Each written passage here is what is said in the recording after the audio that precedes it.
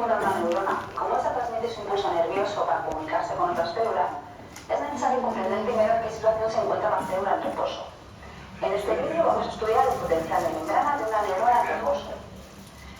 El potencial de membrana se define como la diferencia de voltaje a través de la membrana plasmática, es decir, la diferencia de potencial eléctrico entre el citoplasma y el medio extracelular.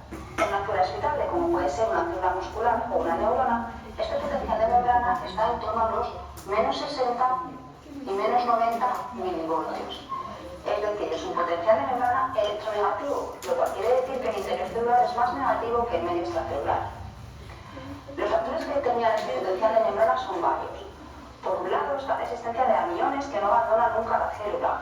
Por ejemplo, las moléculas de ácido nucleico, las moléculas de ATP, fabricadas por la mitocondria, o numerosas proteínas intracelulares. El segundo de estos factores sería la existencia de la bomba sodio y potasio. La bomba sodio y potasio sabemos que es un transportador. Es un transportador activo que necesita la energía del ATP, que extrae 3 iones sodio, a la vez que introduce 2 iones potasio en la célula. El hecho de que extraiga más cargas positivas de las que introduce nos deja un balance negativo. Pero lo más importante de estas bombas es que generan gradientes de concentración. De esta manera, en este caso, la concentración intracelular de potasio es de 150 milimolar frente a los 5 milimolar de potasio que encontramos en el medio extracelular. En cuanto al ion sodio, mientras que en el espacio extracelular la concentración es de 145 milimolar, en el medio intracelular tenemos 15 milimolar de ion sodio. Van a existir gradientes también para otros iones, establecidos gracias a la existencia de otros transportadores activos. Vamos a poner el ejemplo del cloro porque lo vamos a necesitar más adelante. El ion cloro también está en mayor concentración en el espacio extracelular, en este caso de unos 125 milimoles de ion cloro, frente a los 5 milimoles de ion cloro en el espacio intracelular.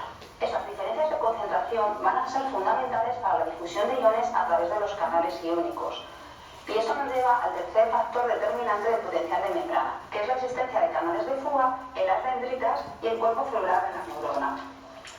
De esta manera tendríamos canales de fuga para el ion potasio, canales de fuga para el ion sodio y canales de fuga para el ion cloro. Llegado a este punto, es importante detenernos para entender cómo se produce el movimiento de iones a través de estos canales. Esta difusión se va a iniciar debido al gradiente de concentración, es decir, es un potencial químico el que inicia el movimiento de iones. En el caso del ion potasio, puesto que su concentración es mayor en el espacio intracelular que en el extracelular, los iones van a salir a través de estos canales. Sin embargo, los gradientes de concentración para el sodio y para el cloro promueven la entrada de ambos iones en la célula. Eso quiere decir que adentro habrá más potasio, menos sodio, ¿sí? Y menos cloro. Entonces, como salen 3 sodios, y entro potasio, para cambiar el potencial de membrana me tocaría invertir las cosas. O sea, que el sodio entrara, el cloro entrara y el potasio saliera. Es lógico pensar que si estoy entrando negativo, se volvería un poco más negativo. Pero en realidad, la fuerza con que entra el cloro es menor. O sea, entra muy poco cloro. ¿Ok? El gradiente de concentración, como digo, es el que va a iniciar la difusión de iones. Pero esto va a suceder así hasta que sea contrarrestado por el gradiente eléctrico. Si utilizamos como ejemplo el potasio, vemos que el potasio tiende a salir de la célula movido por su gradiente de concentración. Esta pérdida de cargas positivas va a aumentar la electronegatividad en el interior de la célula, hasta tal punto que este aumento de cargas negativas frene o contrarreste la salida de cargas positivas de potasio movido por su gradiente de concentración. En este momento diríamos que el potasio ha alcanzado su equilibrio, su potencial de equilibrio. Ese potencial de equilibrio es, por tanto, el potencial en el que contrarresta el gradiente de concentración. Este potencial de equilibrio viene definido por la ecuación de Nernst, que es la siguiente. Potencial de equilibrio para un ion sería igual a 61 partido por la carga eléctrica de ese ion por el logaritmo de la concentración extracelular del ion partido por la concentración intracelular de dicho ion. En el caso del potasio, teniendo en cuenta las concentraciones que hemos puesto antes, es lógico que yo no le voy a preguntar la ecuación de Nernst, ni me ha faltado, si no Laura se me vuelve loca. Lo que le estoy diciendo es que el equilibrio depende de lo extracelular que haya y lo intracelular que haya. Eso es todo. el potencial de equilibrio sería en torno a los menos 94 milivoltios. Como veis, el potencial de equilibrio de cada ion depende exclusivamente de sus concentraciones extra e intracelulares. Este potencial de... O sea que yo voy a tener un equilibrio de sodio, un equilibrio de potasio, un equilibrio de cloro dentro y afuera de la célula, ¿ok? Y ese tenderá siempre a permanecer de acuerdo al potencial de membrana de esa célula. Si damos un ejemplo de que esta célula sería menos 70, entonces el equilibrio del sodio, el cloro y el potasio tendería a estar siempre en esa posición, ¿me hago entender? A mantener a menos 70 siempre, ¿sí? ¿Por qué? Porque ese potencial de membrana lo que me va a hacer es que el funcionamiento de esa célula sea perfecto, ¿sí? Y de eso depende, ¿sí? El equilibrio podría prever el potencial de membrana de la célula si ésta fuese exclusivamente permeable para el ion potasio en este caso. Pero esto no es así. La célula va a ser permeable para diferentes iones. Por lo tanto, para calcular el potencial de membrana vamos a utilizar la ecuación de Goldman-Haskell-Kat, según la cual el potencial de membrana de una célula se calcula como 61 por el logaritmo por la permeabilidad del ion potasio por la concentración de potasio extracelular más la permeabilidad del ion sodio por la concentración del sodio intracelular más la permeabilidad al ion cloro por la concentración del ion cloro intracelular. En este caso se invierte en la ecuación puesto que el cloro tiene carga negativa. Y todo esto partido por la concentración, la permeabilidad, de potasio por la concentración de potasio intracelular más la permeabilidad del sodio por la concentración del sodio intracelular más la permeabilidad de cloro por la concentración extracelular de cloro. Ponga cuidado, Adrianita, porque esa ecuación sí se la pregunto. El parcial que le voy a hacer. Entonces, acá se equivocó, ¿no? Aquí sería extracelular, ¿no? Sí, todo ¿Sí? sería extracelular. ¿Sí? Entonces, aquí es extracelular, intracelular, intracelular, y aquí sería intracelular, extracelular, extracelular. ¿Sí? Entonces, ahí se invertiría. Lo que quiere decir esas ecuaciones es que el potencial de membrana se mantiene entre lo que hay en el exterior y en el interior. Como veis, el potencial de membrana va a depender, por tanto, de las diferencias de concentración de los iones y de las permeabilidades a los diferentes iones. Como veis, tenemos tres tipos de canales en las dendritas y cuerpo celular de la neurona. Unos están en el canal de potasio que extrae cargas positivas, canal de sodio que introduce cargas positivas, el canal de cloro que introduce cargas negativas. Si el potencial de membrana está en electronegativo, se debe principalmente a que las neuronas son bastante más permeables a los iones potasio. Esto hace que el potasio tenga una mayor influencia sobre el potencial de membrana. El movimiento de iones a través de las membranas no va a ser solamente importante para establecer el potencial de membrana en reposo, sino también para lo que veremos en los siguientes vídeos sobre cómo la célula se estimula y cómo esta transmite su impulso nervioso.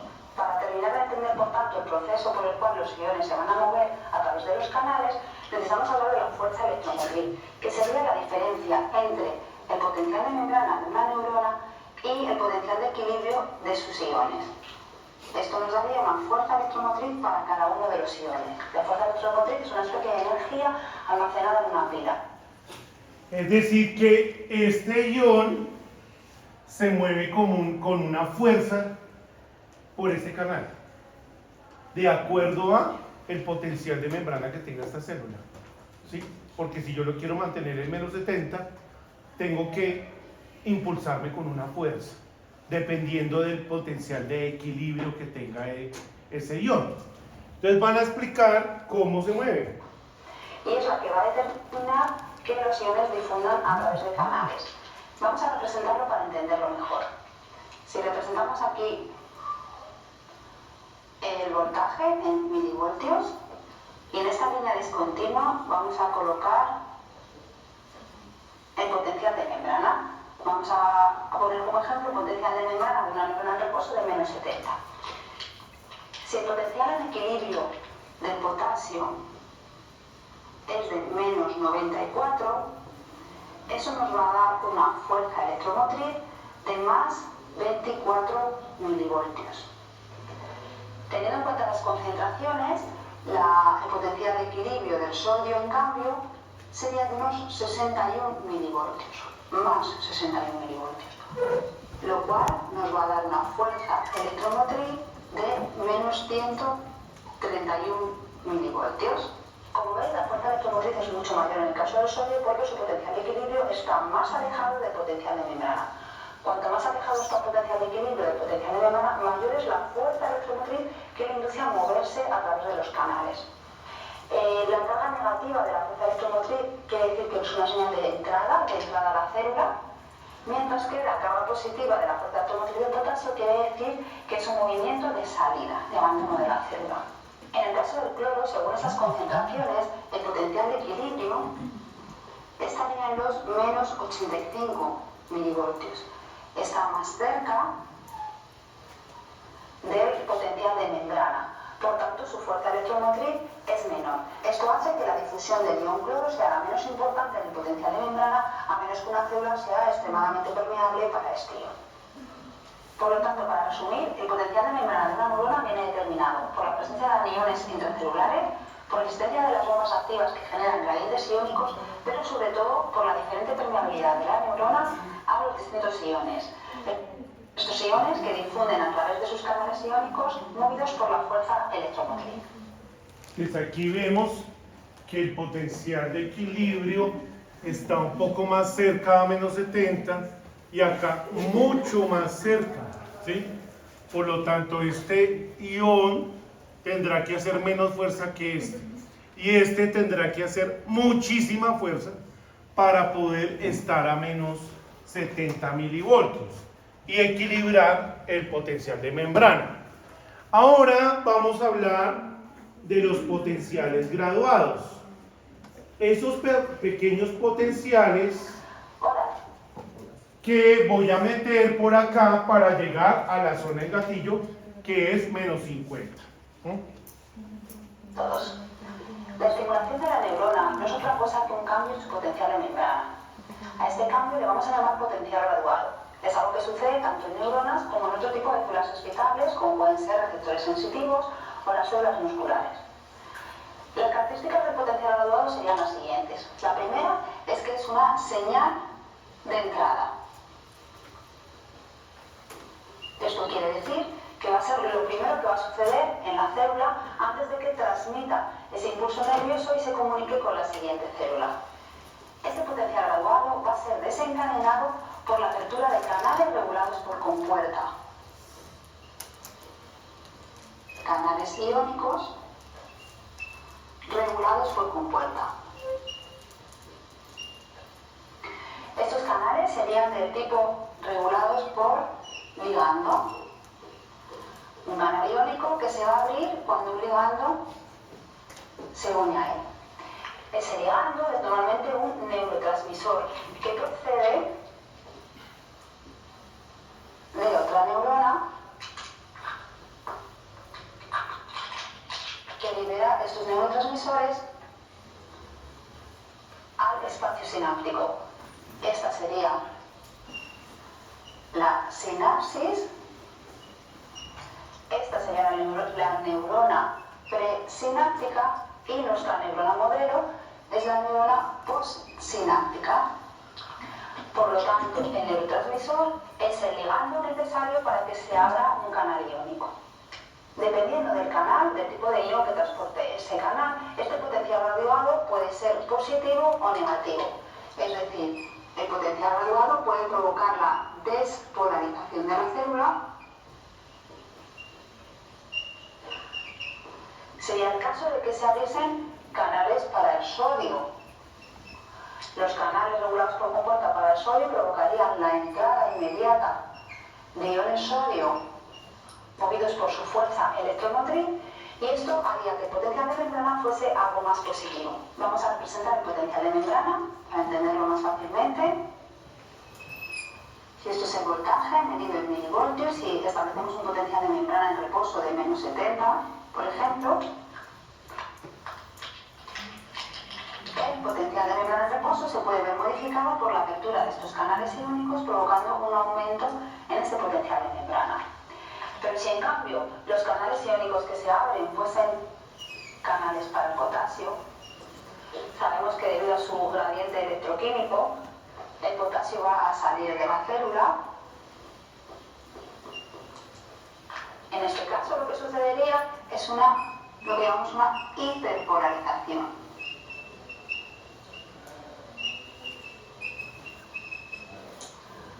Es decir, lo ponemos gráficamente.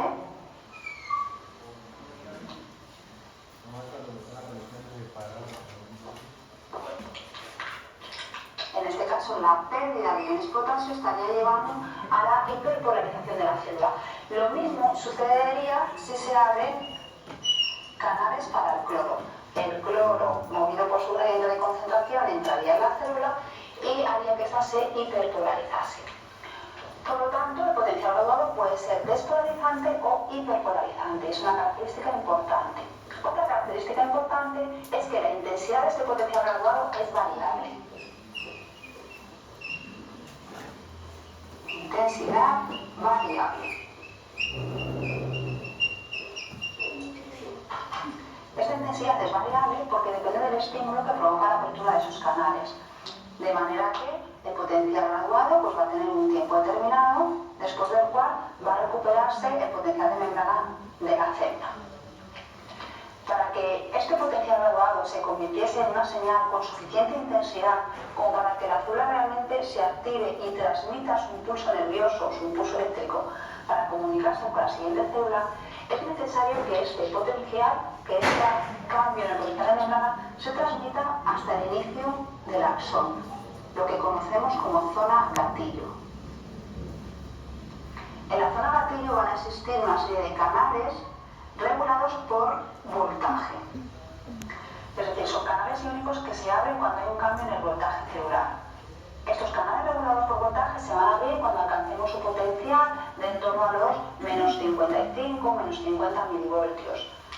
Por tanto, lo que está sucediendo en las dendritas y en el cuerpo celular debe ser suficientemente intenso como para que el potencial se mantenga en esta zona y se abran los canales regulados por voltaje. La entrada de iones sodio, por ejemplo, en determinados puntos de la neurona, va a disiparse, va a diluirse en el interior del citoplasma. La propia resistencia del citoplasma va a hacer que si midiésemos el voltaje en la zona gatillo fuese bastante menor con respecto al voltaje de la zona donde están entrando esos iones sodio. Aparte de esta difusión de iones a través del citoplasma, nos encontramos con la existencia de los canales de fuga y las bombas sodio-potasio que estaban extrayendo iones al exterior celular. Por lo tanto, para llegar al umbral del potencial necesario para que se abran los canales regulados por voltaje en la zona gatillo, vamos a necesitar casi siempre sumar potenciales graduados. ¿Esto cómo lo conseguimos? Puede haber una sumación temporal o una sumación espacial. Esta sería otra de las características del potencial graduado. Sumación temporal, sumación espacial. La sumación temporal consistiría en la suma de potenciales graduados debido a un mayor tiempo de apertura de estos canales iónicos. La sumación espacial, en cambio, se refiere a un mayor número de canales iónicos abiertos. Si aumenta el número de canales iónicos abiertos, canales para el sodio Porque esa célula, en lugar de recibir neurotransmisor a partir de una terminación axonal, lo recibe de numerosas terminaciones axonales, se va a provocar una mayor entrada de sodio y por lo tanto una sumación de estos potenciales. Por lo tanto, ya sea por la apertura de un mayor número de canales iónicos o porque estos permanezcan abiertos más tiempo, los potenciales graduados se van a ir sumando hasta llegar al umbral necesario, imaginaos que es en torno a menos 50, necesario para que en la zona gatillo se hagan canales regulados por voltaje. Estos ya van a provocar potenciales de acción que estudiaremos en un siguiente vídeo. Insisto, es necesario que la suma del potencial graduado, o sea, que esa intensidad de cargas eléctricas que están entrando en la célula, llegue con suficiente intensidad a la zona gatillo. Si la célula ha sido despolarizada, como es este caso, y además la sumación ha llegado a umbral, esta célula podemos decir que está activada y va a transmitir el impulso nervioso. Si por el contrario la célula ha sido hiperpolarizada, recuerdo que esto sería por la salida de iones potasio o la entrada de iones cloro, la célula tendría mucho más difícil llegar al umbral y por tanto estaría inhibida, estaría mucho más lejos de poder transmitir una señal nerviosa. Por lo tanto, las características de un potencial graduado son que es una señal de entrada, es el inicio de la estimulación de una neurona o de cualquier otro tipo de fibra excitable, que está promovida por canales iónicos regulados por compuerta, que puede ser despolarizante o hiperpolarizante, que su intensidad es variable y va a depender exclusivamente de la señal que provoca la apertura de los canales, y que va a ser necesario en la mayoría de los casos la sumación bien temporal, bien espacial de esa señal, de ese potencial graduado, para que en la zona gatillo se provoque la apertura de los canales que veremos en el siguiente vídeo, provocan la transmisión del impulso nervioso. Espero que este vídeo os haya gustado y os haya ayudado, y si es así, podéis... Entonces vamos a ver por último este potencial de acción. Hola a todos. Como veis, voy a utilizar parte del dibujo del último vídeo, el del potencial graduado, para hablaros de los potenciales de acción. El potencial de acción es también un cambio en el potencial de membrana de la célula, pero a diferencia del potencial graduado que ocurría en el cuerpo celular y las dendritas de la neurona, el potencial de acción va a ocurrir a lo largo del axón de esta neurona. En este caso, el potencial se trata de una señal de conducción.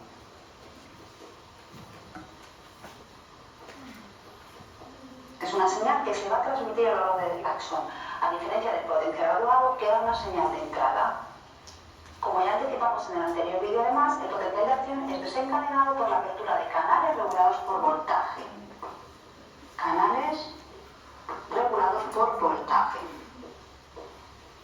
Exclusivamente canales de sodio y canales de potasio. Vamos a describir aquí los canales. Tendríamos, como ya he dicho, canales para el sodio y canales para el potasio. Las características moleculares de estos canales van a ser determinantes en las propiedades del potencial de acción. El canal para el sodio tiene dos tipos de compuertas. Tiene una compuerta de activación, que ahora vamos a dibujar cerrada, y una compuerta de inactivación, que mientras que la célula está en reposo se mantiene abierta. En el caso del canal de potasio tiene simplemente una compuerta de activación. Al tratarse de canales regulados por voltaje, vamos a poner un símbolo para recordar que son regulados por voltaje, la apertura de sus compuertas de activación va a depender de que el interior de la célula donde están situados alcance un umbral determinado. Si recordáis del anterior vídeo, vamos a representar aquí el potencial de membrana, como siempre en milivoltios. Tenemos un potencial de membrana de menos 70, y el umbral de apertura de estos canales, pongamos que están en los menos 50, partiríamos de un potencial de membrana de reposo de menos 70, y la entrada, por ejemplo, de iones sodio promovida por la apertura de canales regulados por ligando de las dendritas o el cuerpo celular, como vimos en el anterior vídeo, podría provocar la despolarización de este potencial de membrana.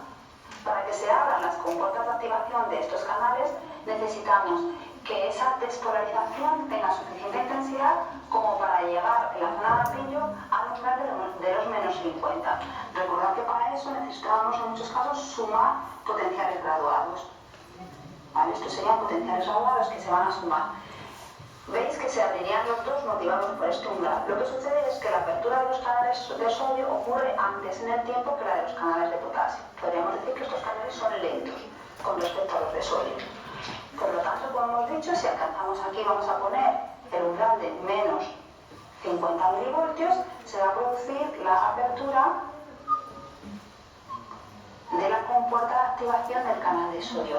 ¿Esto qué va a provocar? Pues como ya sabemos, movidos por su fuerza electromotriz, los iones sodio entrarían en la célula. En este caso, entrarían en el axón de la célula. Se va a producir una rápida entrada de iones debido a su gran fuerza electromotriz que va a llevar a un aumento rápido de potencial de membrana. A este paso se le llama despolarización. Que llegar más o menos a más 30. La despolarización de este potencial de acción tiene un máximo posible y este máximo posible se debe a la existencia de esta compuerta de inactivación. Cuando el potencial de membrana alcanza en torno a los más 30 milivoltios, esta compuerta de inactivación se va a cerrar. Aquí tendríamos el Ya no podemos tener más en el que positivos, la compuerta de activación entonces se está cierra. abierta, la compuerta de inactivación se va a cerrar. Porque aquí hemos alcanzado toca volver a- más 30 milivoltios. Al cerrarse la compuerta, a volver ya a ser no negativo. más ion sodio. Esto coincide además en el tiempo con la apertura de los canales de potasio.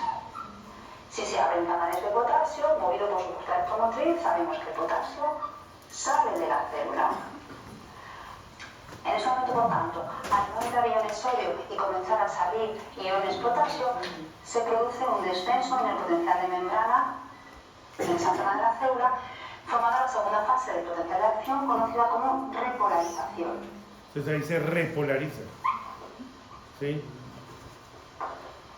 La repolarización es el descenso del potencial de acción y en este momento, si no se da un segundo potencial de acción, esa zona de la célula recuperará el potencial de membrana original.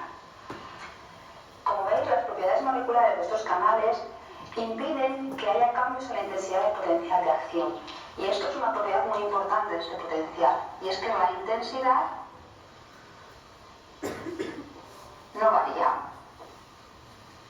A diferencia de los potenciales graduados que sí que tenían intensidades variables. De hecho, se dice que el potencial de acción sufre el proceso de todo o nada. O sea, como un efecto para que dominó. se dé, es necesario que Todo los o nada. potenciales graduados lleguen a una intensidad en la zona de gatillo igual al umbral en el que se abren estas compuertas de activación. En ese caso ya se daría potencial de acción, pero una vez que se da siempre de la misma manera. Tiene una intensidad máxima, motivada, insisto, por el cierre de la compuerta de inactivación en el momento en el que se alcanza el umbral de más 30 milivoltios en este ejemplo. Una vez que esa zona de la célula ha recuperado su potencial de membrana normal, podría darse otro potencial de acción en el caso en el que la señal, la intensidad de potencial graduado, se mantuviese. Para que suceda un segundo potencial de acción, es necesario que los canales iónicos recuperen su estado original. El espacio de tiempo comprendido entre este potencial de acción y el tiempo necesario para que suceda el siguiente se conoce como periodo refractario. Este periodo, a su vez, se divide en dos fases: un periodo refractario absoluto, que coincide exactamente con la curva del potencial de acción y es el tiempo durante el cual es imposible que se dé otro potencial de acción, y el periodo refractario relativo, que es el tiempo que podría acortarse en el caso de que la intensidad de la señal sea mayor y los potenciales de acción se tengan que dar en menos tiempo. Porque el hecho de que el potencial de acción no pueda subir de intensidad, no podía haceros preguntaros en cómo consigue entonces esta neurona mandar señales con diferentes niveles de intensidad. Entonces la forma en la que lo hace es acortando el periodo refractario relativo y haciendo potenciales de acción más rápidamente, en menos tiempo. Me explico. Si la intensidad del estímulo no es muy fuerte, vamos a tener un potencial de acción, periodo refractario, otro potencial de acción si se mantiene la señal. Sin embargo, embargo, si la intensidad es más fuerte, los potenciales de acción se van a dar en menos tiempo. Pero como veis, la intensidad es, bueno, aquí me quedan más bajitos, pero la intensidad es siempre la misma, porque la intensidad de ese potencial de acción es debida a las características de estos canales. Otra propiedad del potencial de acción es que es unidireccional.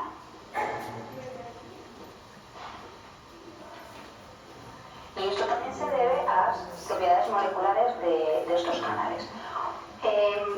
Hemos dicho que el potencial de acción se va a iniciar en la zona gatillo. Ahí se van a abrir los primeros canales regulados por voltaje debido a esa despolarización que ha llegado, al sumarse potenciales graduados, ha llegado con suficiente intensidad a la zona gatillo. Es decir, hemos llegado al umbral. Se han abierto los canales, han entrado iones sodio y eso pues, ha despolarizado esta zona del axón, del interior del axón, haciendo que se despolaricen pues, las zonas adyacentes.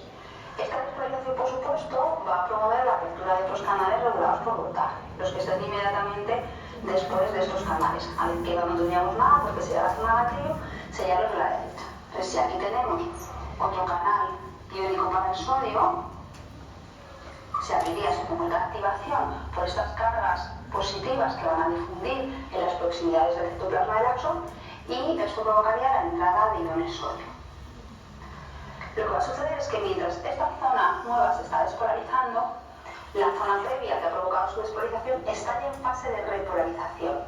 Es decir, cuando aquí tenemos despolarización, en la fase anterior tenemos la fase de repolarización. Esto impide que los potenciales puedan circular, puedan viajar en este sentido.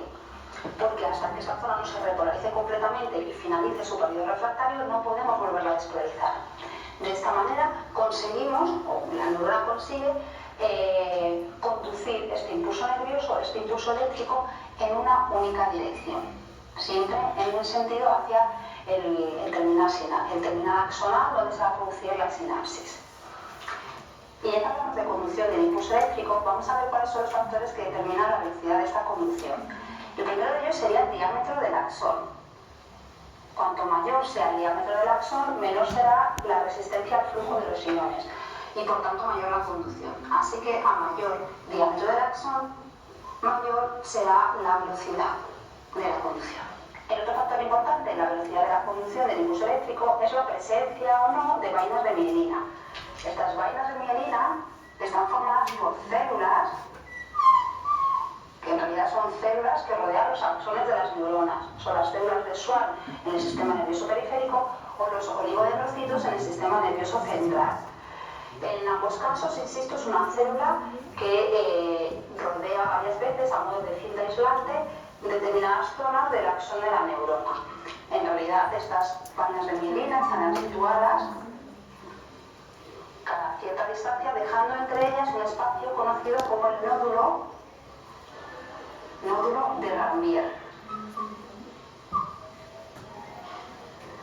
De esta forma, donde está la vaina de mielina, donde está la célula enrollada, que además son células que tienen unas características de membrana diferentes al resto, haciendo esta zona muy aislante, muy impermeable, pues en estas regiones, en los axones, no hay canales iónicos. Los canales, lo que hemos explicado aquí, están situados solo en los nódulos de Ranvier, en los espacios situados entre dos vainas de mielina, a lo largo de todo el axón. En este caso, la conducción eléctrica sí que es una conducción saltatoria. Es una conducción saltatoria porque va de nódulo a nódulo y de esa manera es mucho más rápida.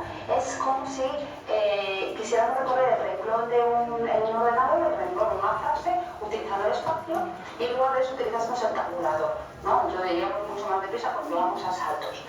El espacio ocupado por la vaina de mielina es el suficiente para que se pueda producir la difusión de iones desde un módulo hasta el siguiente.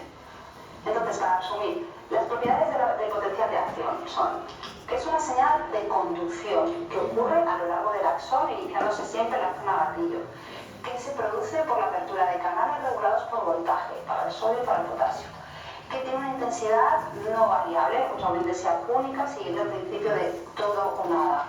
O se produce o no se produce, pero una vez que se produce siempre tiene la misma intensidad. Acordaos que todo esto es motivado por las características de las compuertas de estos canales.